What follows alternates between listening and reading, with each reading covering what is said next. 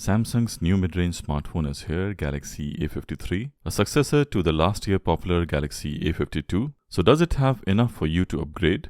Let's unbox it and find out more about this smartphone, but before I start, kindly subscribe to my channel and hit the bell icon so you'll get notified every time I post a new video.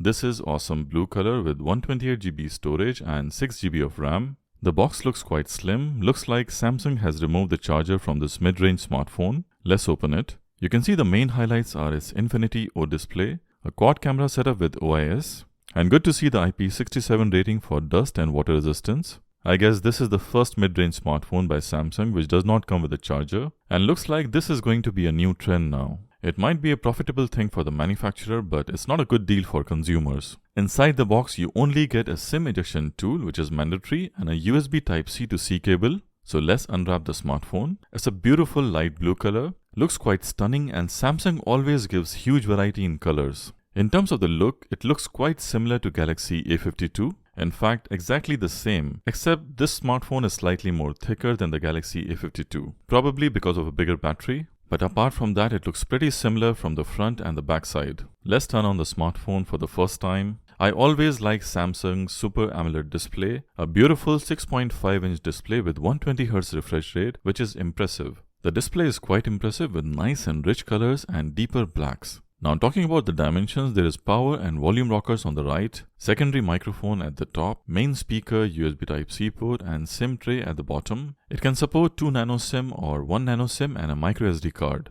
There is no 3.5mm headphone jack this time like the last year. The back is made out of plastic. On the front, there is a Gorilla Glass 5 protection. Out of the box is running Android 12 with One UI 4.1. It comes with a fingerprint scanner and also face unlock option. The face unlock speed was quite good, but strangely, the fingerprint scanner was slower than the last year Galaxy A52. In terms of the processor, it has Exynos 1280, which is a 5nm chipset. But the benchmarks are quite similar to last year's Galaxy A52, which has Snapdragon 720 chipset. There is not a major improvement in the performance. In terms of gaming, Call of Duty played well, but there is occasional lags in the UI here and there.